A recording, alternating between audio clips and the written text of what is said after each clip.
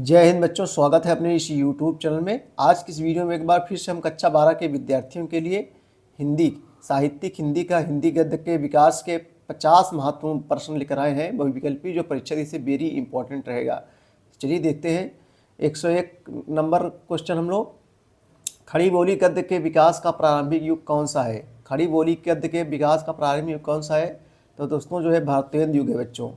102 देखेंगे, खड़ी बोली के लेखक चतुष्टय उन्नायकों में नहीं है।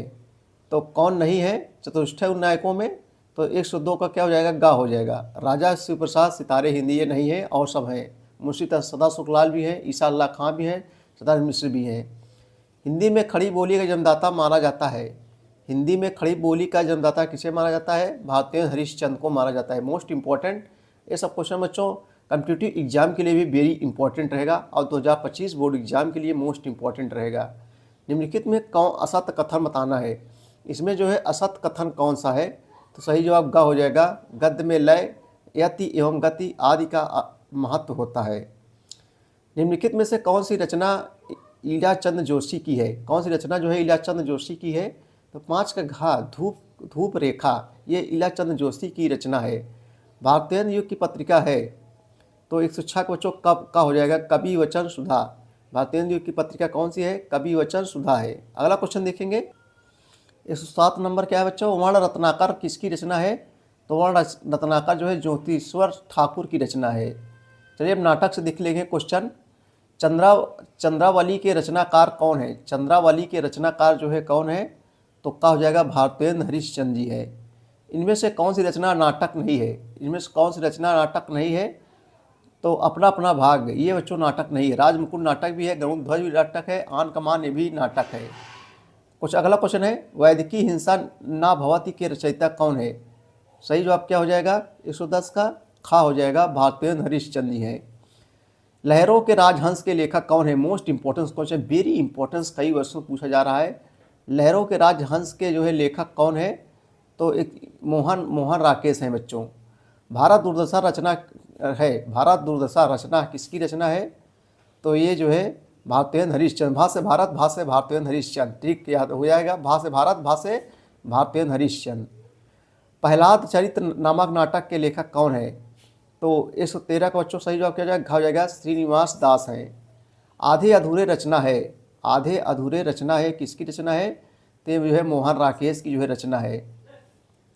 सूतपुत नाटक के रचनाकार कौन है? सूतपुत नाटक के रचनाकार डॉक्टर गंगा सहाय प्रेमी है। सही जवाब बच्चों का हो जाएगा। रेल का टिकट होना चाहिए, यहाँ विकट हो गया है। खेल के रचयिता कौन है? तो 116 का खा हो जाएगा। बालकृष्ण भट्ट जी हैं।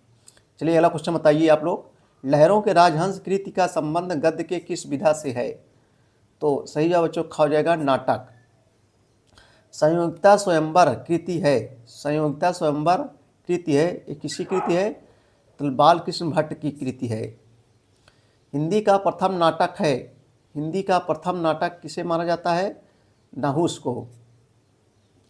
निम्नलिखित में से नाटक है त्रिशंकु। देखो 4 ऑप्शन दिए गए बच्चों, यहाँ सही जवाब क्या हो जाएगा? घा हो जाएगा। उत्तर प्रियदर्शी। अंधेर नगरी किस विधा की रचना है? बहुत ही इंपॉर्टेंट क्वेश्चन है। 21 नंबर देखेंगे हम लोग। अंधेर नगरी किस विधा की रचना है? तो एक नाटक है। रणधीर और प्रेम मोहिनी किस विधा की रचना है?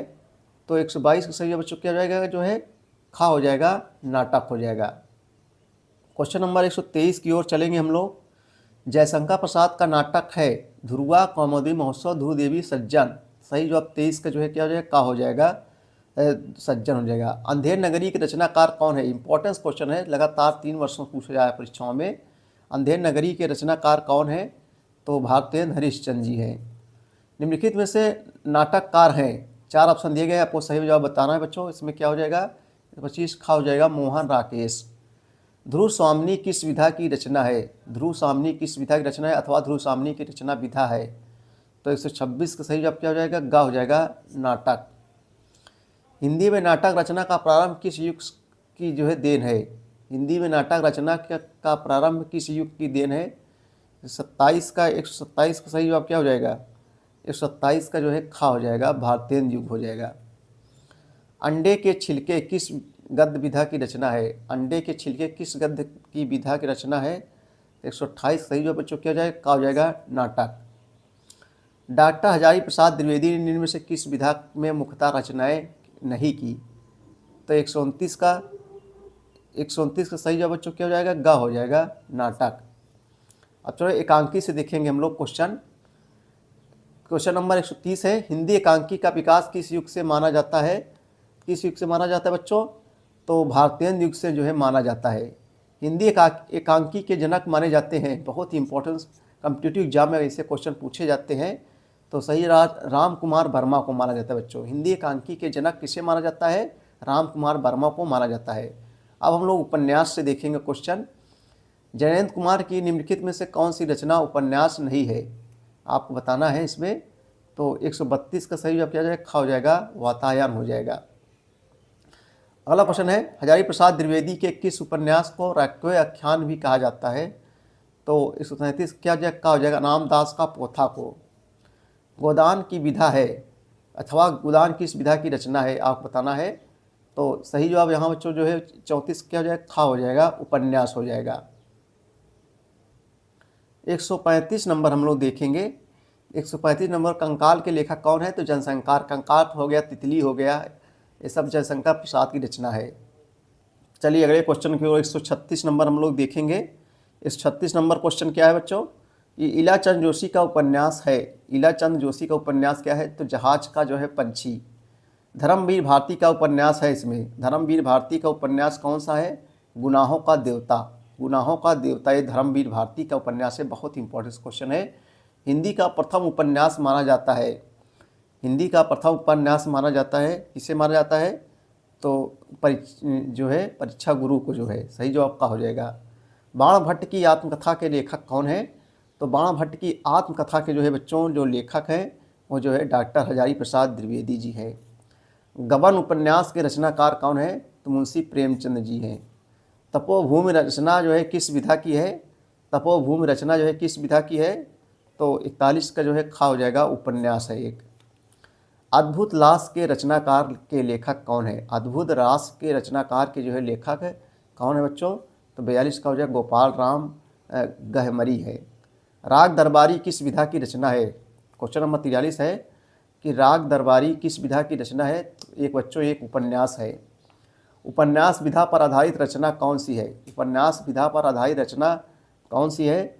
44 का हो जाएगा गोदान होगा। किसने लिखा है गोदान? मुंशी प्रेमचंद ने लिखा है। मुंशी प्रेमचंद ने किस विधा को मानव चरित्र का चित्र मात्र कहा है? तो 145 सही जवाब क्या हो जाएगा बच्चों? खा हो जाएगा, उपन्यास हो जाएगा। राग दरबारी की रचना विधा है। राग दरबारी की रचना विधा है तो 146 सही जवाब क्या हो जाएगा? खा हो जाएगा। इनमें से कोई नहीं।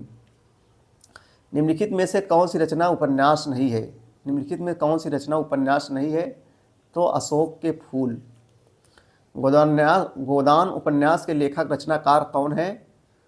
तो 148 बच्चों सही जवाब क्या हो जाएगा? खा हो जाएगा, मुंशी प्रेमचंद। गिरती दीवारें के रचनाकार हैं। गिरती दीवारें के रचनाकार कौन है? तो का हो जाएगा, उपेंद्र नाथ अश्क हो जाएगा। चारुचंद लेख के रचनाकार कौन है? चारुचंद लेख के रचनाकार कौन है? तो ये बच्चों जो है हजारी प्रसाद द्विवेदी जी हैं। तो बच्चों ये थे 50 most important objective question Hindi गद्य के विकास से संबंधित कक्षा 12 के विद्यार्थियों के लिए हिंदी के। वीडियो देखने के लिए बहुत बहुत धन्यवाद। Thank you.